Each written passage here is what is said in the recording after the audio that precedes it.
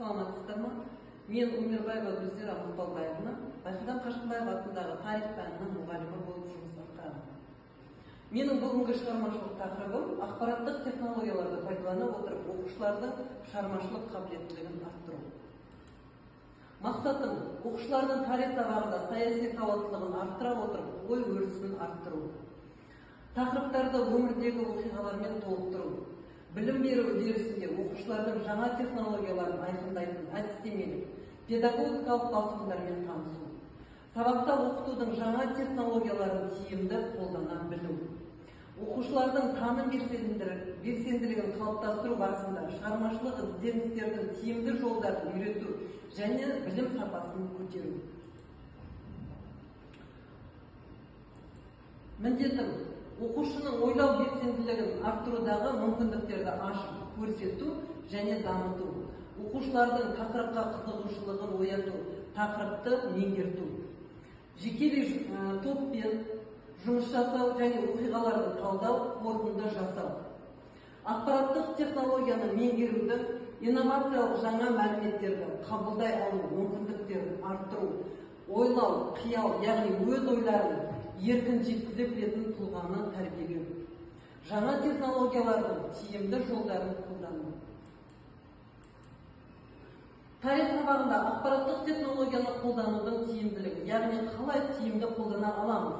Ақпараттық қоғамның негізгі талабы оқушылардың ақпараттық білім негіздеріне беру, логикалық ойлау құрылымдық, ойлау қабілеттерін дамыту. Ақпараттық технологияны пайдалану дағдыларын қалыптастыру және оқушы әлеуметтің ақпараттық сауатты болып өсу мен ғасыр ағымына бейімделу, тәрбиелеу, яғни ақпараттық қоғамға бейімдеу. Сол себепті тарихшы ұстаз өз пәнінің терең білгірлігі ғана болу емес, теориялық, нормативтік, құқықтық, психологиялық, педагогикалық, дидактикалық әдістемелік тұрғыдан сауатты және ақпараттық компьютерлік технология құралдарының мүмкіндіктерін жан-жақты игерген, ақпараттық құзыреттілігін қалыптасқан маман болу қажет. Әрі оқушылардың білімін арттыру үшін сабақта жаңа ақпараттық технологияларды тиімді пайдалануға үйрету. Мектепте компьютерлік технологияны қолдану оқушы шығармашылығын арттыруда белсенді рөл атқарады. Жеке оқушының компьютерде жұмысты сауатты орындауы, ақпарат көздерін ала білуі, дара тұлғаның қалыптасуына үлкен әсерін тигізеді. Сабақта жаңа технология ретінде ақпараттық коммуникативтік технологияларды пайдалануда өткізілген сабақтарды жоспарлаудың талаптары, яғни мынандай талаптарға бөлінеді.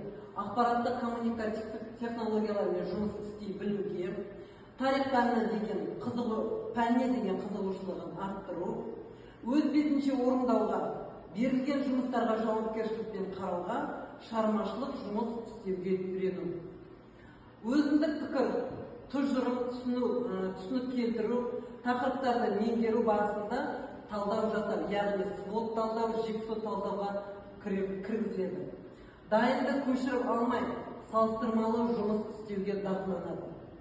Пікірін, тұжырымын дәлелдей білуге және қорғай білуге дағдыланады. Бағдарламаның негізгі жолдары, яғни оқулықпен жұмыс барысында интерактивтік тақтамен жұмыс, слайдпен жұмыс, тірек сызбалармен жұмыс жасай алады. Іздену зерттеу, яғни мұнда әлем тарихына үңілу, шығармашылық жұмыс, өзіндік пікір, тұжырымын, түсінігін келтіріп, өз еркін жеткізе алады ойларын.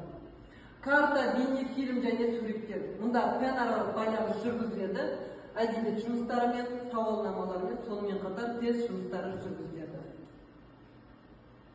Білім сапасына тоқтала кететін болсақ,